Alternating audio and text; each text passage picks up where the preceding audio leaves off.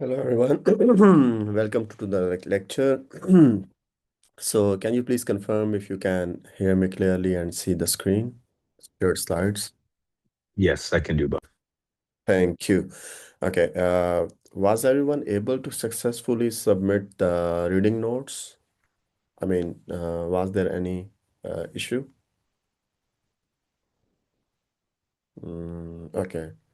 It seems there was no problem. I was concerned because when I was looking at the assignments, to me it was appearing that submission for today was not released, but I think it was released. Anyway, thank you for confirming.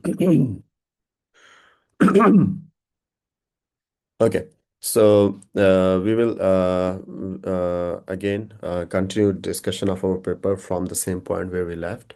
Last time we were talking about segment registers, right? And why we were talking about segment registers, basically we were talking about the context of a thread. So context of a thread is the necessary information that is needed to safely resume the execution of a thread once it is like brought back for the execution on a processor.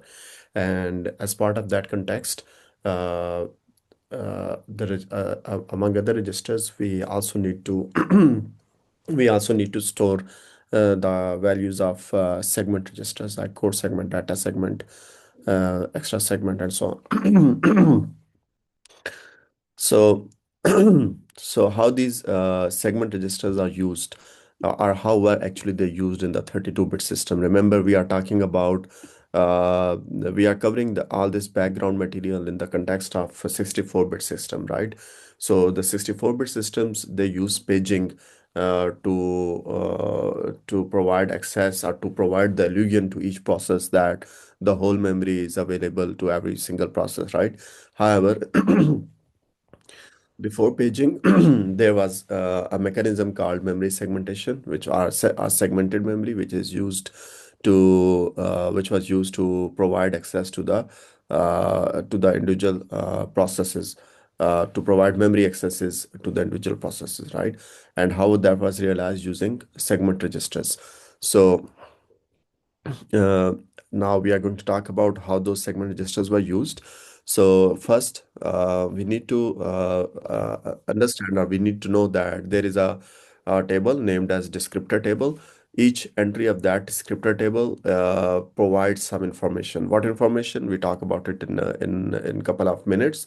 But for now, we just need to know that there is a descriptor table maintained in the memory by the operating system, right? And for each process which is currently running, there will be couple of entries in that table for that particular process. Now, that table in the memory is addressed, or it is pointed to by using a special purpose register which is named as descriptor table register, GDTR. Just like, for example, if we use CR3 register to point to the starting physical location or physical address of the page table in 64-bit system, GDTR, or global descriptor table register, provides the starting address of the descriptor table in physical memory. Uh, Now, segment registers, they are used as segment selector. What I meant by segment selector, actually, in the older system, the memory was divided for each process, like from the perspective of each process. That's why I'm saying process A. From the perspective of each process, the physical memory was divided into four segments, right? Like, so it looks like to each process that there were four segments, and those segments were named as like code segment and data segment, extra segment, not extra segment, actually it is extended segment, or you can also say extra segment, and stack segment, right? And the purpose of each of what these segments was different. Uh, okay, let me stop here because I forgot to ask you to write the questions. Go ahead and write the questions which you have about usage of the segment registers, how segment registers are used. right?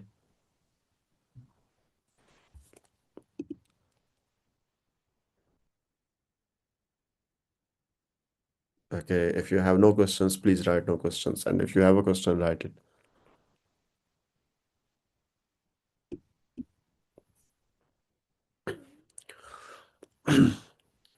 Okay, so from the perspective of each process, there were like multiple segments, and the job of each segment is different. Core segment holds the code, data segment is for holding the data. Extended segment is basically also for extending for holding the data, but in some special situations. And stack segment is used to maintain the stack data structure for the process, right? So now, these segment registers are used as segment selectors. So each of those registers, like core segment, register, data segment, so they are used to select which one of the segment will be currently accessed during the execution of a program. The other thing segment registers they provide is the privilege level. So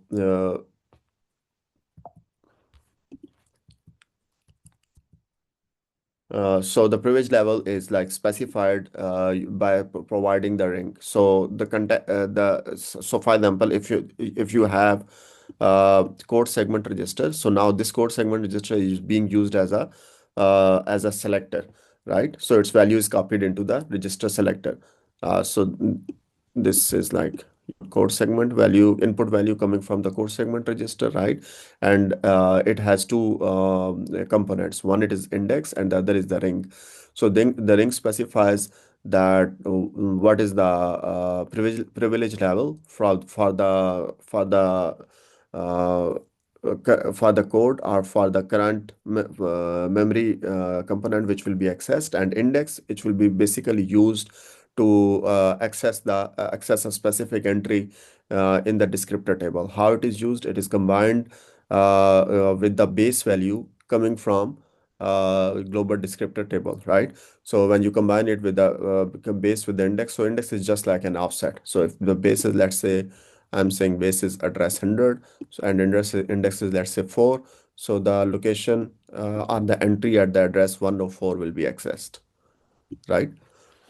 And then the entry from the value from that location, or entry from that location is read into the register descriptor.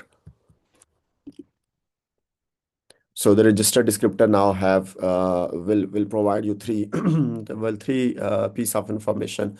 Base address or the starting address of the segment. Like, let's say if it was like the value was copied from the code segment, so the base address will be the starting address of the code segment in the memory.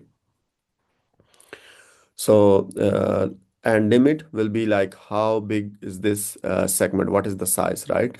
And type is like what type of content this segment has, whether it has executable code or it contains the data, right? So now how these segments were used. So in the case when the paging was not used, like before the paging arrived, so these segment registers were used to provide access to different segments for different processes over the time. Let's say we have two processes, process A and process B. Let's first assume that code segment for the process A, it starts at address all zeros, and it has limit of 1 MB. So you have this physical memory, right? And in this memory, the region from 0 to starting from 0 and with a size of 1 MB, it was reserved to indicate or to hold the code of the process A, and that's why we were naming it as code segment of process A, right? And now let's say you have another process B, and its address starts at I'm just naming it as X instead of writing this exact value, right? And its limit is also 1 MB. And this area represents the code segment, or the segment where the code of process B is loaded, right? So our question is that how this page table or descriptor table is used when during the execution of both processes, process A and process B. So both processes, they use the selector for user code, but the descriptor in the GDT is swapped when switching processes. What does it mean? So it's mean that the both will have the content of the code segment register for both the processes. It will be the same, but the content of the entry which is pointed which is pointed by the uh, code segment register, content of that entry will be swapped when by the operating system when it is executing the process A or process B, right? So for example, let's say the index value provided by the code segment is, again, I'm using the same value 4, so it will be pointing to 104. However, when the process A is running, the that entry will contain the value of like base address is equal to 0, and limit is 1 megabyte, and type is, let's say, I say executable code, right? And when this process is like not running anymore, and there are no other entries, and operating system want to reuse this entry, so what it will do, that it will move out this entry to the disk, and then load the values, respective values for the process B, which will be like starting address of X, limit will be 1 megabyte, right? And the type is executable code. Okay. So in this way, each process sees its code starting at the virtual address 0, but the base address differs. Okay. uh, how these registers were used in the case of paging. So in the case of paging, so let's say the process A and process B, both of them will have the same virtual address. Let's say, which is like, let's say 0x0040 for both of them. And then when they will both of them use the same segment descriptor register. But what the operating system will do is that it will set the base limit equal to 0, limit is equal to 4, and ring is equal to 3. So basically, the point is like the segment registers, they will be not used in the sense, because here, remember, we said that the base address, it will be different when paging is not used. Base address will be different for different processes, right? Because it cannot point to the same address. It doesn't make sense. It is not possible to put the code of process A and the process B both in the same area, for example, in X, right? That's why separate areas will be assigned to them. However, in paging, we use the virtual memory, remember? And as a result of virtual memory, all the processes see that to all of them, it looks like that whole of the memory is available to them, and therefore both of them can virtually see their code in the same address range, starting from the same address range 0, right? So that's why the base is equal to set 0, and limit will be like the whole address range available to them. Here the limit will be when you are not using, the limit will be not the whole address space. It will be a portion of it, for example 1 megabyte. But when you are using paging, the whole memory address is available to whole memory address range is available to each process, right?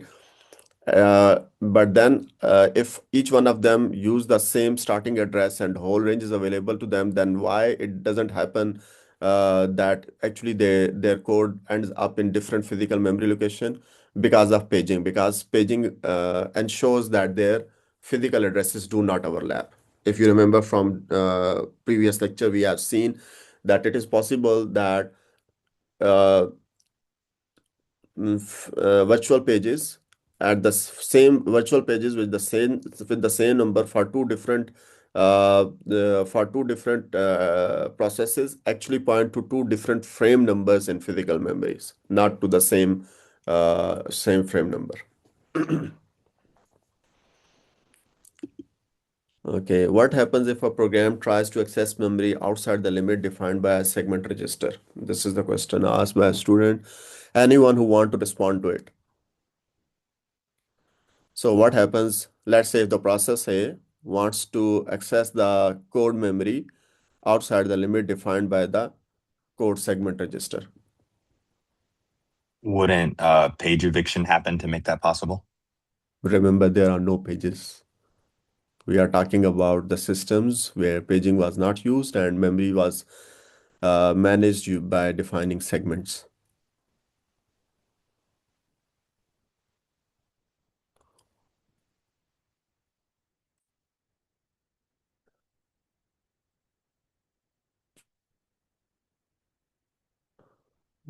Kevin, are you asking in context of the question asked by the other student, or this is a different question? In context of the segment registers here, in general. Yeah, so ring will be, I think the ring will be 3, which is like user level process. Okay, I see. Okay, so to the questions, which is original question. So if a program tries to access the memory outside the limit, so it will end up in exception. So which mean that end up in a fault, which mean that the operating system will take care of the situation, which basically will be mean that you are trying to access memory, which you are not allowed to access. So it is an invalid address. Okay. So that is the whole purpose behind defining the segments, that each process can access them, is allowed to access the memory only within its allocated segment, allocated core segment, data segment, stack segment, or extra segment. So if address goes beyond that, then it is not uh, then it is not a valid address. Are ring zero processes limit to segments? No, this segment, this there is no such thing like ring zero processes are limited. The approach of segmented memory are the segmented memory for managing the memory or sharing the memory among multiple processes used for all the processes running at user level, which means ring 3, right? The ring 0 is your system code, like for SMM code, right? Your hypervisor code, your operating system code, right? So the memory is managed by the system software among the is managed by the system's software for the user level processes. So you cannot say that segments are limited to the ring zero processes are limited to segments. I don't get your question completely, but if I'm correct, I think you are asking like segments are used only by ring zero processes. Okay.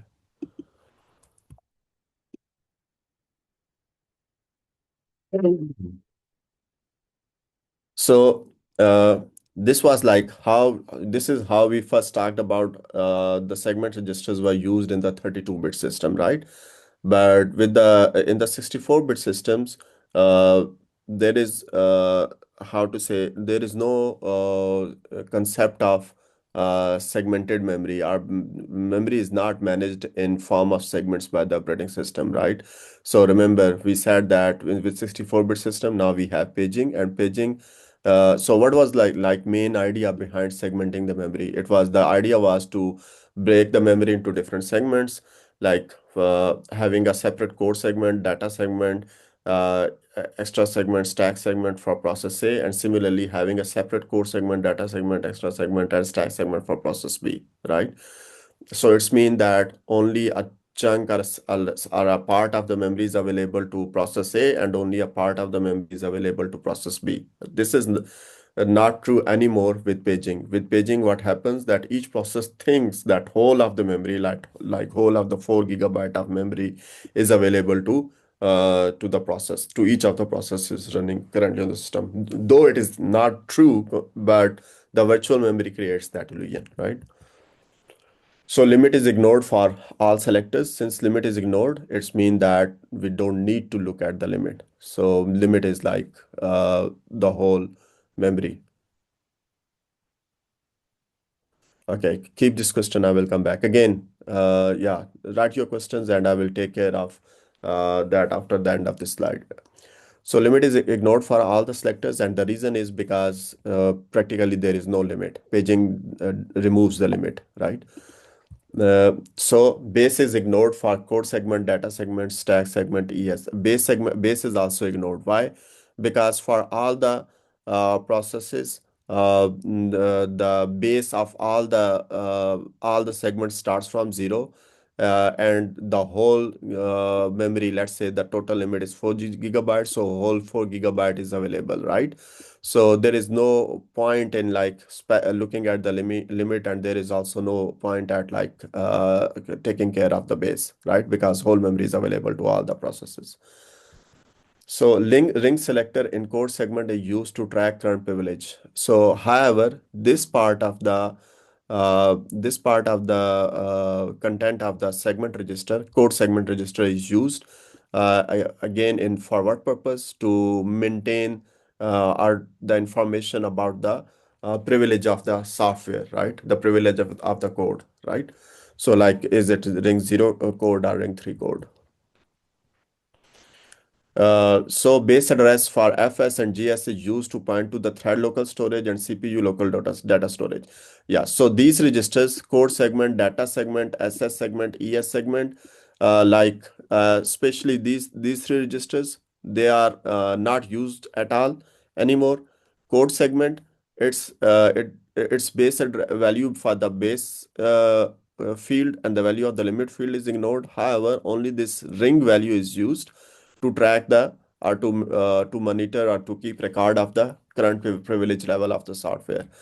There are, remember, other segment registers, FS and GS, which we talked about in the previous lecture. FS was used for pointing to the thread local storage, and GS was used to point to the CPU local data storage, respectively, right? So these registers are still used in 64-bit system. So their base address is used to point to, as I said, they will have a valid value for the base address, which will basically point to the location in physical memory holding the thread local storage and the CPU local data storage.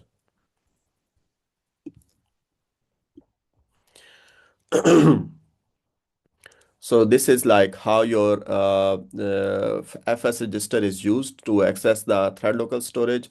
So if you have a value in the FS register, that value will be used to index into the descriptor table. When you index into the descriptor table, you will get an entry.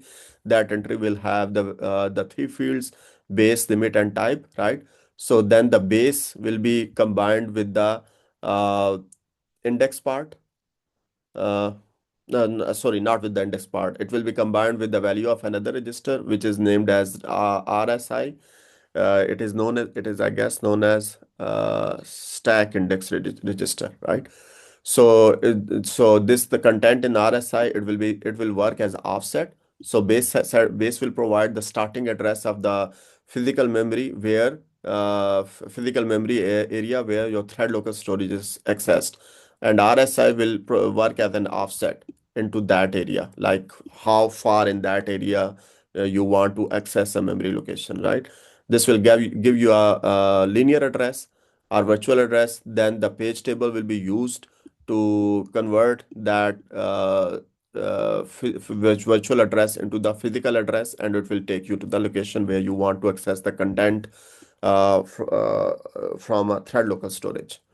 So FS register contains the base address of the thread local storage. So for example, let's say you have an instruction, for example, move FS and then offset of RSI and load the data into register EAX. It means load the value at offset 0x10. Let's say the value of RSI is 0x10 from the TLS blocks of the current thread, right? So remember, we last time talked about thread local storage, which is basically the private copy of data for each thread. So for example, if let's say the size of that private data is, let's say I'm just saying 1024, 1 KB, right? And you want to access the byte at address 10 within this block, right? and the starting address of this block is X, right? So here the base will have value of X and offset will have the value of 10. But this X will be basically the virtual address. And let's say, let me name it as VX, virtual X. So virtual X plus 10. So you will get this virtual address. Then this virtual address will be translated using the page table into the physical address, which will give you basically this address X, and offset will be the same. Okay. And again, since thread local storage, since FS points to the thread local storage, that's why only operating system is allowed to modify the content of the FS register. Because if, let's say, a user process is allowed to modify the content of the FS register, then it can actually compromise or corrupt any thread. Any questions? What is segment? Okay, why is segment limit ignored in 64-bit systems? Okay, did you have you got the answer? OVL, not OVL, Eric. Have you got the answer through after I have explained in this slide or not? If not, let me know. I will explain again.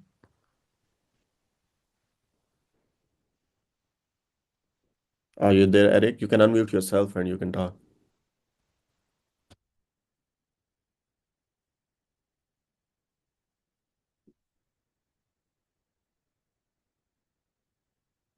You are there, I hope.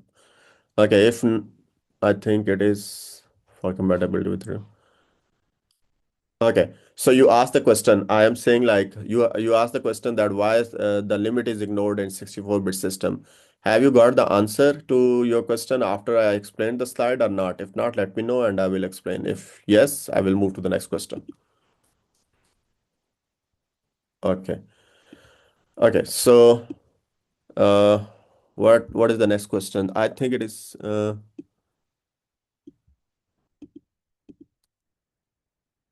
why is the segment limit ignored? Okay, I got what does okay if the okay next question, if the base and limit are mostly ignored in 64-bit mode, what's the actual practical purpose of keeping segment register around besides tracking privilege level and handling FS and GS?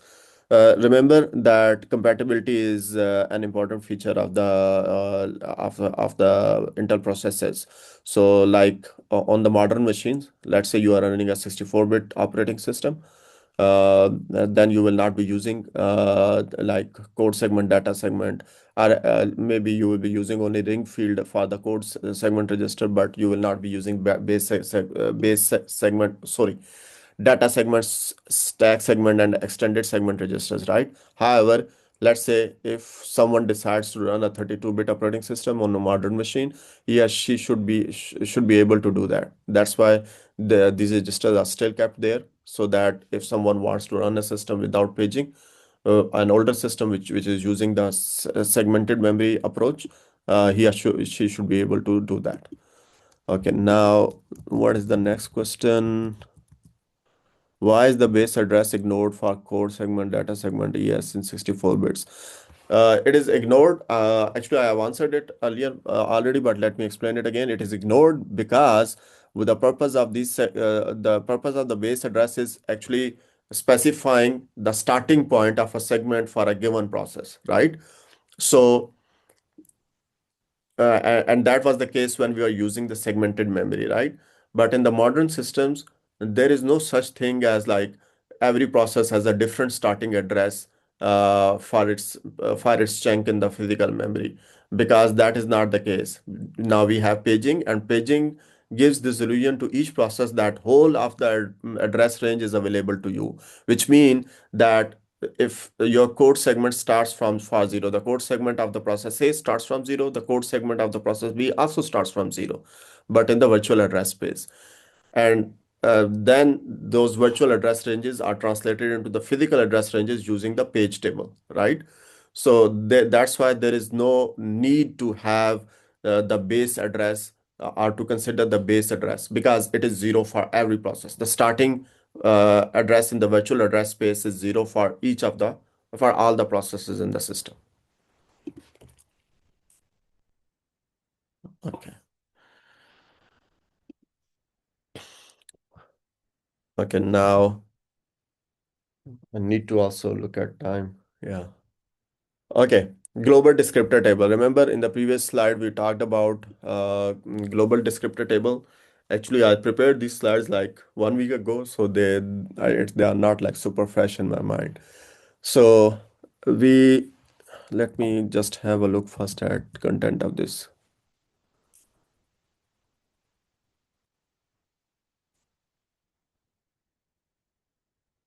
Kernel code, user code. Okay, yeah, okay. So this is actually only this table, table two. It shows you the layout of the global descriptor table and what is the information conveyed by each entry. So actually, basically, starting from 0x08 is the location where the kernel code is stored. So here is the situation from like the whole memory is divided into chunks. Don't be confused. Now you can ask the question like, you said that the 64-bit system don't use the chunks as segmented memory, then why you are dividing it again into the chunks?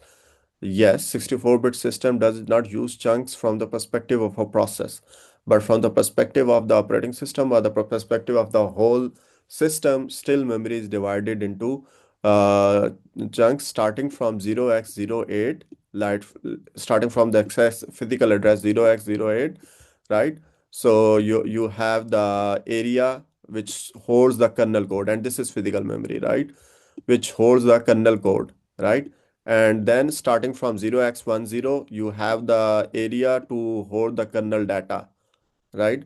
And then starting from like 0x1b, you have user code, and then 0x1f, you have user data.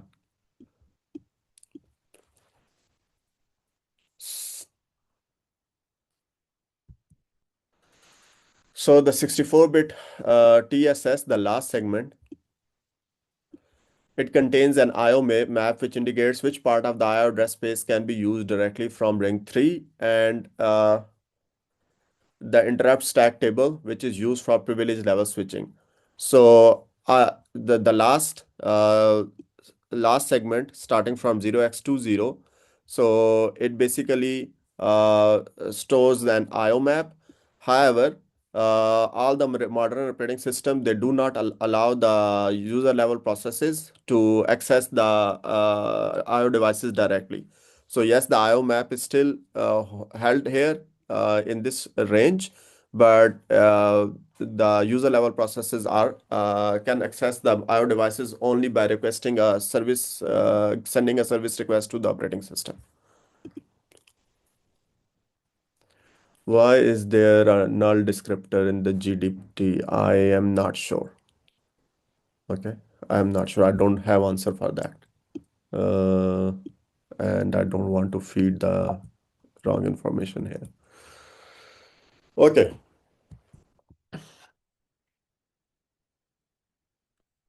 Okay, now are there any questions? Write any questions you have regarding privilege level switching. Remember last time we earlier talked about different privilege levels. Now the privilege level switching is like the need to go from one privilege level to the other privilege, like from ring 0 to ring 3 or ring 3 to ring 0, right? So if you have any questions regarding that, please write in the chat box.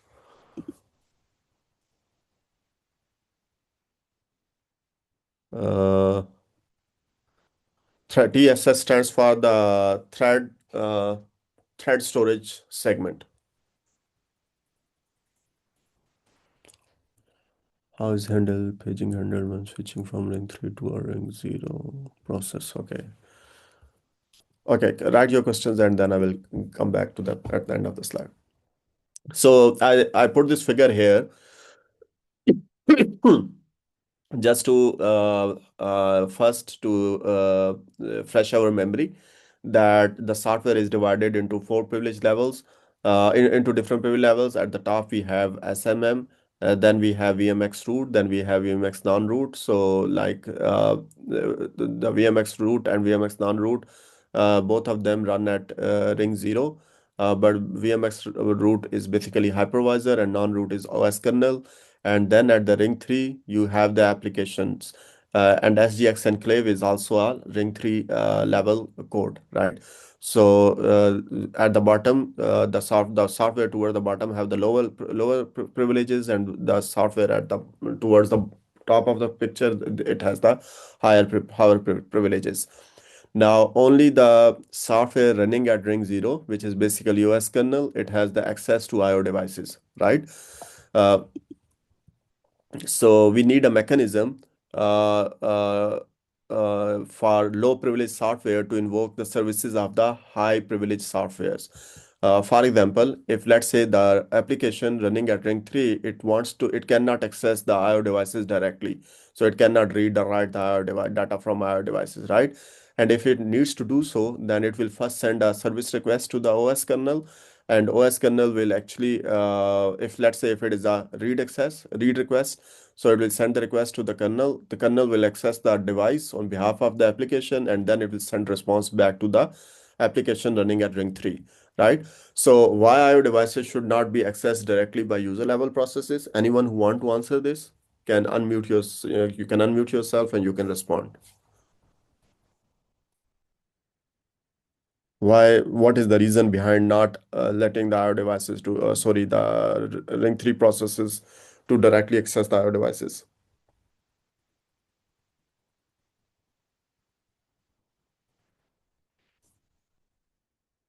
Please unmute yourself if you want to, because they can be the victim of attacks, exploitation by malicious process, because then any application could have control over them. Yeah, that's correct. Yeah. So IO devices, because they are shared one reason is that IO devices are shared resources, and then they need to be that's why they need to be managed by operating system, just like memory is a shared resource, and we cannot allow each user level process to access the memory or manage the memory on its own. So since it is shared device, so it's need to be managed, and that's why direct access is not allowed. Second, it's hard to program IO devices for user level processes. Why?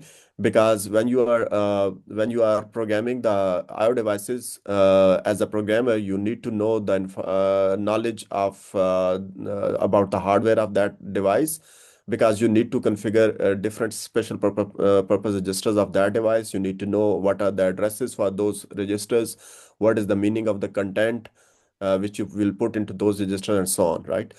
So which will become very difficult for the programmers, because user level ring 3 applications or processes are basically the user level programs, so it becomes difficult. So that's why what happens is that the API to access the devices is written by is a part of the OS or the kernel, and then you can send the request to the kernel, and kernel will perform the access on your behalf or on behalf of the user level process.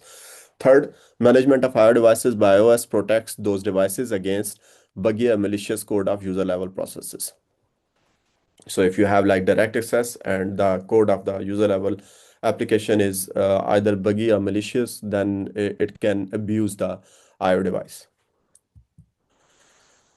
So low privilege software should not be allowed to accelerate its privilege. What's this mean? Like if a user level program is running and its privilege level is ring 3, it should not be possible for the software of the application to change its ring level by any way from ring 3 to ring 0, right?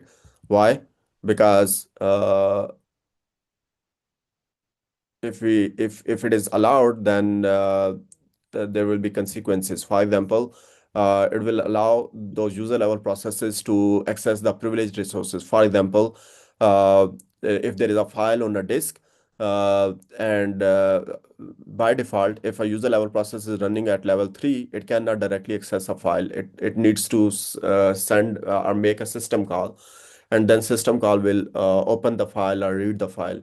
However, and in doing so, the operating system will first check Like if a user level process sends a request, so operating system will send a request to open a file. So operating system will first check that whether that user level process has the permission to access that file or not. If not, the request will be rejected. If yes, then the request will be processed by the operating system. Now, if you if the privilege level is accelerated, let's say for a user level process from ring 3 to ring 0, it can directly access the file. So if it can directly access the file, it can do malicious things. For example, it can try to access the files which it is not supposed to access, right? And since it is the request is now not going through the operating system, there will be no access control mechanism. And as a result, a process A can access the files which are files which are opened or created by process B, which should not be the case. So well-defined, therefore, that's why we need well-defined entry points or switching mechanisms to transfer control between low and high level privileges. So here, basically, I am trying to indicate that we should not allow the privilege acceleration for a application running at ring 3 to ring 0. But still, the applications need those services. So if they need those services, we need the entry points to make requests to the operating system. So there are different ways, or there are different there are different entry points which are defined, and as a result of like invoking those entry points or mechanism, the privilege level can change. Actually, the privilege level is not changed, but the execution moves from one privilege level to the other privilege level, right? So here is an example. Let's say you have a user level code running at ring 3, and it needs a service from the operating system. So it will make a syscall. It will execute the syscall instruction, which will which will transfer the execution control to ring 0, which basically mean the kernel code or the operating system code. Operating system will then service the request, or it will perform the request on behalf of the code, user level code, which was running on ring 3. And once it is done, it will execute the system return instruction, which will actually return the execution control back to the user level application running at ring 3. So system calls, syscall instruction, system calls, the user level code need to execute the syscall instruction to invoke ring 0 code, and sysret instruction is invoked by the kernel to transfer control back to the ring 3 code. So what happens when you execute the syscall, when user level code a process execute the syscall instruction, uh, execution control, it jumps to a predefined location specified using model specific registers. So in memory, you have specific locations defined already, right? And those locations basically hold the code which is responsible for responding to each type of the system call, right? So whenever a user level process makes the syscall, your execution control will jump to that memory location, right? Uh, and the code located in that location will be executed.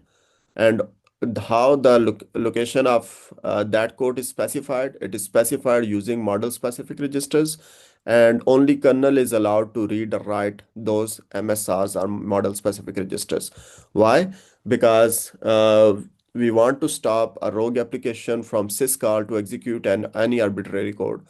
So if, for example, a user level code is allowed to modify MSRs, so by modifying the content of the MSR, you can actually tell, okay, you can specify the location which will be executed when a system call is made. So let's say you are saying system call X, right?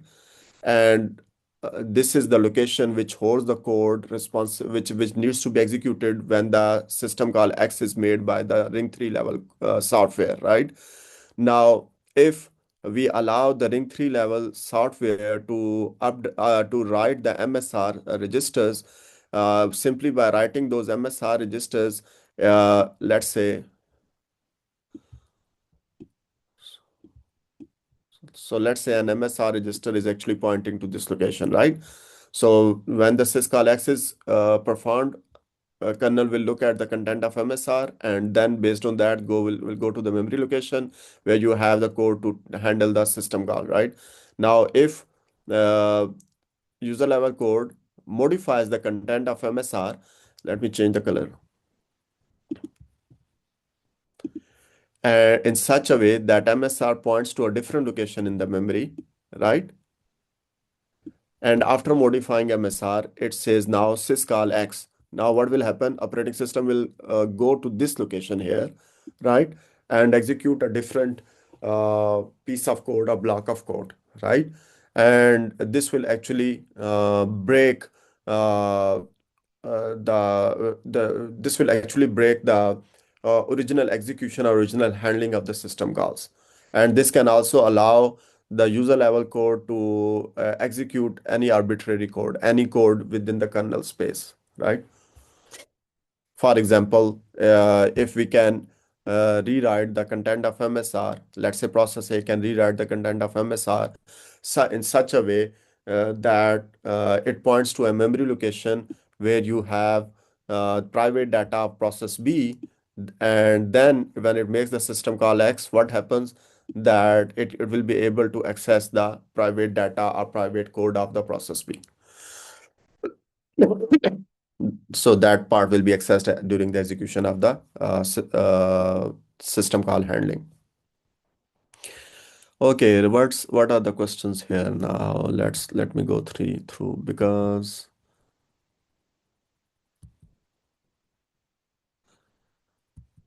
I think you answered to my question, because then any application could control over them. I remember you mentioning that ring one originally never used, but they.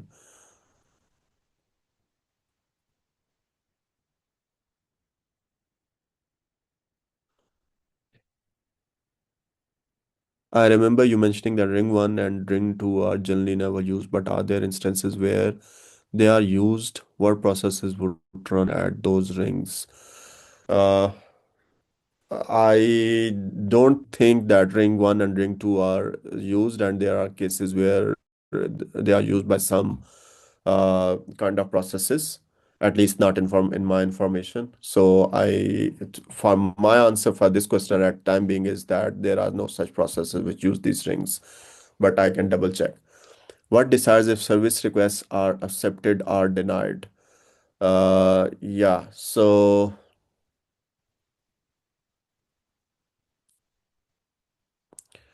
what decide? So again, I gave you an example earlier. For example, let's say process A wants to access a file, and when I say it wants to access a file. Let's say a file is already existing on the disk, and process A, let's say I'm naming it as file one, and process A wants to open the file, right? So it will make a request. How? By making a system call named open, right? So when it will say open, so the request will go to the operating system. Operating system will check whether this process A has access permissions for this particular file one or not. If it has the permissions to read the file, then the service request will be accepted. If not, then the service request will be denied. Why is BIOS shown to be more privileged than VMX root? Yeah, we will cover this in upcoming slides. So wait for a minute, and you will get an answer why the BIOS has higher privilege. Uh, the operating system kernel maybe. I don't know in what reference, in what context you said the operating system kernel maybe. Maybe you were responding to some question of some other student I was, or I some. was, I was responding to the question about. Sorry, say it again.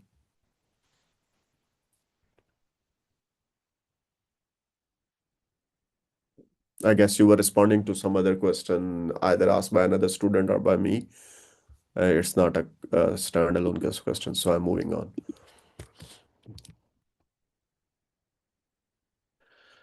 Okay. So we were talking about the entry points or switching points, right? The points which allow the execution control to move from one privilege level to another privilege level. And one type of that was the system call, right? Another type is the for system calls are explicit in the sense like, as I said, a ring 3 level code will make a system request, right? For example, open a file for me, close a file for me, or write some data into a file for me, right? And so on. So there are other also a lot of system requests or system calls, but we are not going to cover them here because this is not about operating systems. So another type of or another switching point is a fault. A fault is an hardware exception, which are basically the error conditions detected by the CPU's hardware, and they trigger a switch from ring 3 to ring 0. So example, suppose that there is a general protection fault. So what is general protection fault? It is the case or it is the situation where your user level code tries to make a disallowed access, such as setting the content of the CR3 register. Remember, what is the job of the CR3 register? CR3 register points to the top level hierarchy of the page table, which was PML4, right? So CR3 points to the PML4 of a PML4 table of a process in the physical memory. And therefore, only kernel can modify the content or a content of this register CR3, right? Because the content of this register is updated every time. Why? Let me explain it. So let's say you have the CR3 and here in memory, this is physical memory, right? PM, and you have PML4, PML4 for process A, and also you have PML4. Why it's not writing, huh? PML4 for process B. I'm not writing PML4, I'm just writing B to indicate it takes time, right? Now, when process A is running, operating system, let's say the address of this one is X and address is this one is Y. When process A is running, operating system before resuming the process, it will load the address of value of X and CR3, right? Uh, on the core, and remember, each core has its own each logical core has its own CR3. So if on core, let's say on core 1, process A is running, so there is only one CR3 register and the value placed in that CR3 register will be X, right? Now, when this core is assigned to process B, so what will happen, that operating system will put the value of Y in this CR3 register, and then process B will be able to run on this core, right? Now, if a user level code, let's say when process A is running and during its execution, it tries to modify the content of the content of the CR3 register. Let's say it just want to change it from X to Y, it cannot do that, right? And if it tries to do so, it will result in general protection fault, right? Similarly, other example of exception, hardware exception, is page fault. So page fault is the case when a process tries to access a page for which it doesn't have the access permission. So for example, let's say it accesses a page whose uh, P flag or present flag is set to 0. And or its S flag, which is like supervisor flag, is set to 1. Remember what was the job? So remember we had page tables, right? Sorry, let me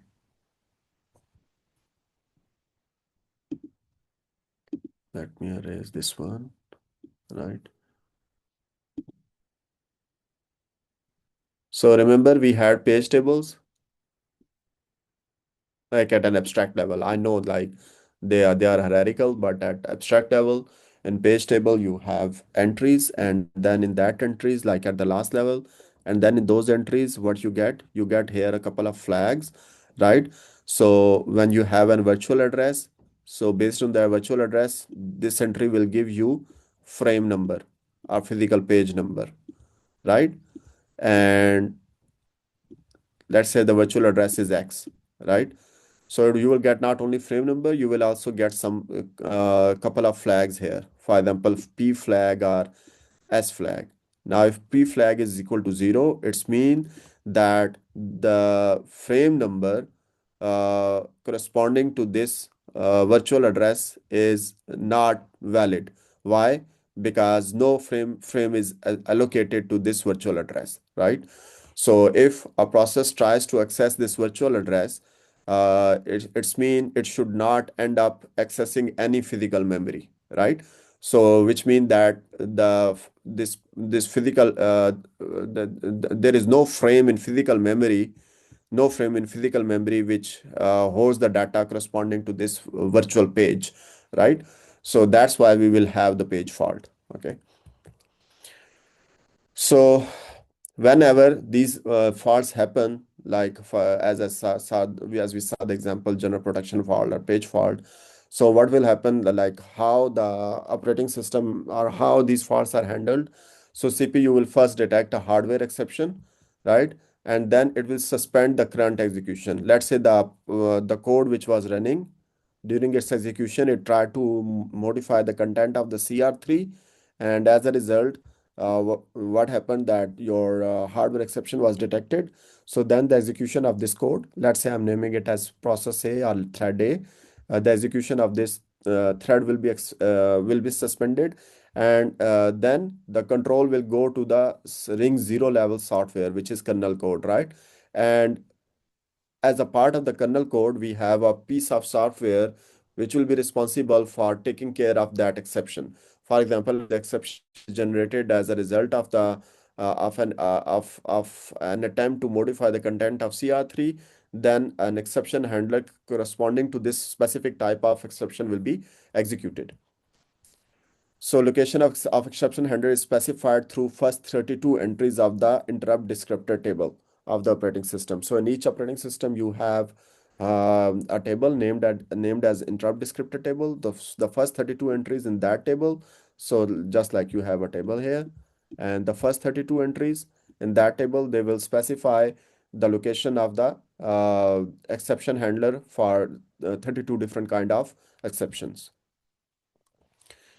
Through so and then following those entry, you will go to the location where you have the code for handling that exception. So that code will be executed, and then at the end you will have the I return instruction, which will return the control to ring 3 code which caused the exception. So the code will go back to, then after that the execution control will go back to the code that ring 3 code which caused the exception.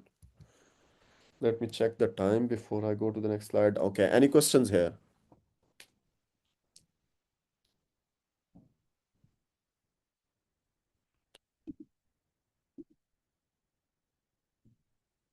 Okay, we have like couple of minutes. Let me make use of them. I promise I will start the next lecture from this same slide, but let me at least start this slide. So try to make use of the time.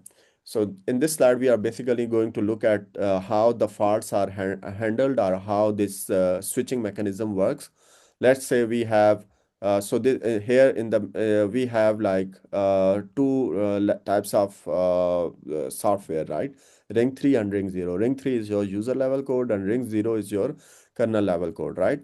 So let's say you has a user level process which is, and it is executing currently, right? And during its execution, it generates a page fault, right? So for example, it tries to access a page for which there is no physical frame assigned, which means that P flag is set equal to 0, right? So this results in a page fault, and as a result of the page fault, your current execution stack, it becomes compromised, or it is not reliable anymore.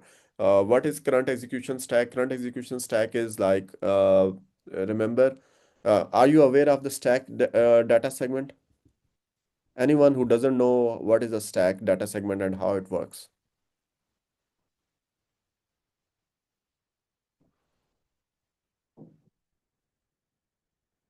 Okay.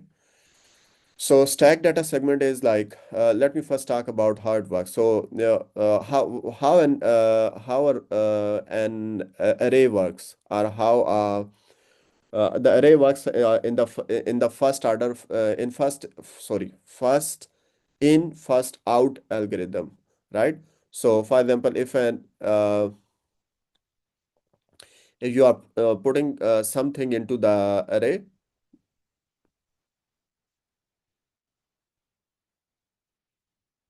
so and you have entries here, right? And this is like the side from which you are putting the data in, and this is the side, this is not called array, this is called first in first out data structure, or what is the name, queue. Yeah, it is called queue, right? So let's say you are putting x here.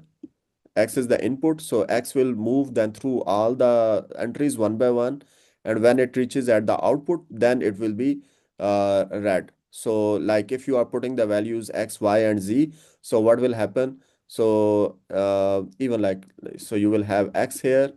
So first X was put in the queue, then Y, then Z, and then maybe some other values A and B, right? And the value so you from one end of the data structure you insert the data, and from the other end you retrieve the data, right? So this is named as queue. So first in, uh, first out. So data that was entered in the data structure first will come out of the data structure first.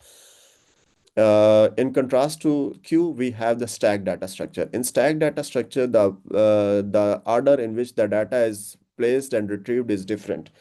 It is called it follows the last in first out approach, which basically means that let's say I place the data X, then I place the data Y, and then I place the data Z. Now, if I want to retrieve the data, the first element that I will be able to retrieve will be Z, right? Then that's, if I say retrieve the next element, it will be the element Y.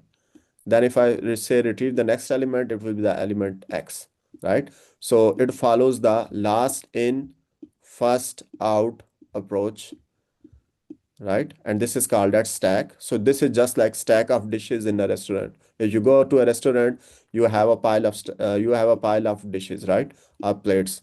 So when you take the plate which was placed in the stack first, customer will be able to retrieve it at the last when it is the last plate. So the plate which was placed in the stack last, first customer will be able to get it, right?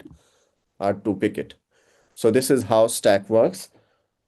Let me stop here because I guess you have the submission form to submit. Go ahead and do that. And if you have any questions, I can take care of them after you are done with the submission. And in next lecture, we will start from the same point. Let me also give you the code for today's submission.